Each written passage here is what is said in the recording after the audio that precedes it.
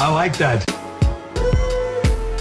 Now that my HTC U11 has finally arrived, let's quickly go over what's in the box. Wall charger, USB-A to USB-C cable, a pair of USB-C headphones since the U11 lacks a 3.5mm headphone jack, a USB-C to 3.5mm dongle to accommodate 3.5mm headphones, a clear case, which I'll probably never use, a SIM ejector tool, a cleaning cloth, and a stack of papers made from 36 trees. The HTC U11 as of today comes in 3 different colors: brilliant black, amazing silver, and sapphire blue, which is what I got. And man, is that blue beautiful, and prone to fingerprints, just like my S8. Initial impressions? Right off the bat, it's a solid and high quality feeling phone. Excellent build material, metal and glass. Although I would have thought that they went with a back glass design for wireless charging, but there is none. The U11's got really tactile buttons, which is always something I notice and is high on my checklist. Volume rockers here, textured power lock button here. SIM tray up top with a microSD slot for expandable storage, a 12-megapixel rear camera with an f1.7 aperture and optical image stabilization, USB Type-C, one bottom-facing speaker, and one front-facing speaker located at the earpiece, which I'm excited to try out just like last year's HTC 10. A 16-megapixel front camera, a front fingerprint reader here. The U11 carries a 5.5-inch LCD display with Gorilla Glass 5.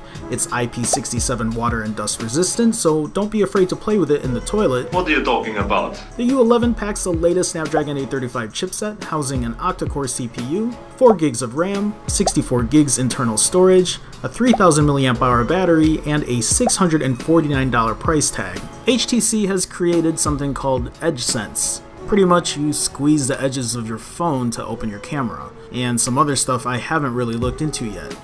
I'm not really sure if this is something I'm gonna be doing. I'll let you know in a later review. Here's a quick side-by-side with the HTC 10. Notice the 10's physically smaller size, most notably due to its smaller 5.2-inch display. Glass back on the 11 versus the 10's metal. And here's a side-by-side with the S8. Glass on glass on glass. Origami. And here's a side-by-side with the S8 and G6. Just for kicks. Stop it! One final thing.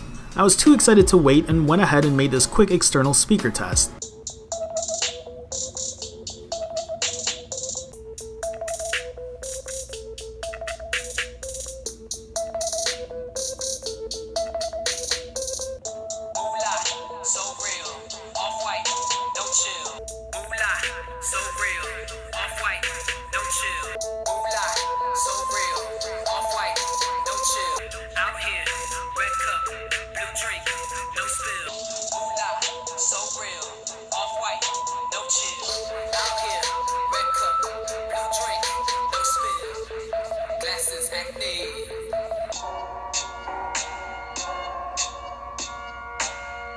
A few days ago, Oxygen OS 4.1.5, a software update to the OnePlus 3 and OnePlus 3T, released to the public. A few days ago, Oxygen OS 4.1.5, a software update to the OnePlus 3 and OnePlus 3T, released to the public.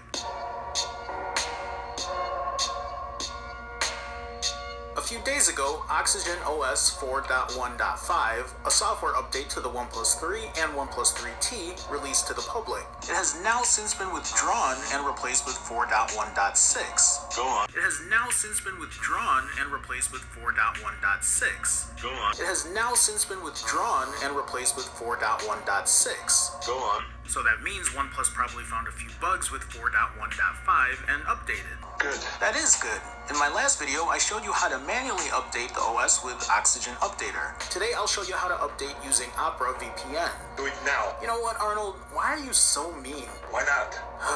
Why do I even try? Why not? Do it now. Yes. The U11's external speakers sound great so far. It really separates the sound well and is pretty clear throughout. I'll have to put it up head-to-head with my other phones and offer a more thorough test. There's a lot more to come with the U11, stay tuned. I'll be testing its everyday use, battery, camera, performance, speakers, etc, etc.